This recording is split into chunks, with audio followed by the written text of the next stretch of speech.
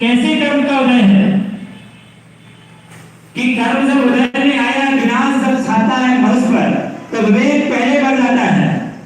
ऐसा कर्म का उदय आया है कि नियम से इस बात को साबित कर रहा है कि जिसके चेहरे से, लिप से, मुख से बदबू निकल रही है, ये साबित कर रहा है कि उस बदबू से दूसरे का विनाश हो अथवा नहीं हो, लेकिन उस व्यक्ति का जरूर विनाश होगा, क्योंकि उसके जरूर बुरे दिन आ गए हैं जब उसके मुख से क्या निकल रही है, बदबू निकल रही है। मतलब उसका पुण्य जरूर छीन हो चुका है।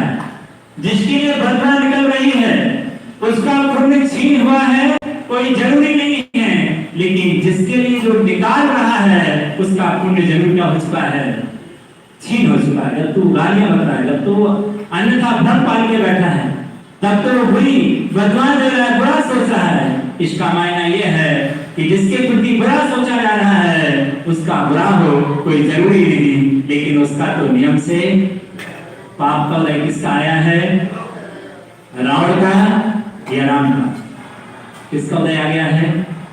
क्योंकि जिसके अंदर बदबू निकल रही हो, गालियां बक रहा हो, जो दूसरे को फूटी आंखें देख रहा हो, उसी की आंखें फूटेंगी, क्योंकि पाप का उदय किसका आ गया है, तुम्हारा आ गया है बेटा, इसलिए तुम्हारे दिल से बदबू निकल रही है। जब रावण का विनाश आना था तब बुद्धि भ्रष्ट रावण की हुई थी, राम की नहीं हुई थी। बदबुएं राम ने दे रहे थे, कौन दे रहा था, रावण दे रहा था। गालियां कौन बक रहा था, रावण बक रहा था। कमेंट गालियां बक रहा था, बुरी बदबुएं दे रहा था, दुनिया को निंदा गर्सा कर रहा था पार्श्वनाथ की। पार्श्वनाथ ने किसी से नहीं कहा कि कमेंट खराब। जब तुम्हारे बुरे दिन आएंगे तो चेक चिल्लाओगे, बिल्कुल तुम्हारा पाप फटेगा, मौत से फटेगा, मौत से चिल्लाओगे और एक दिन तुम्हारा विनाश कर देगा।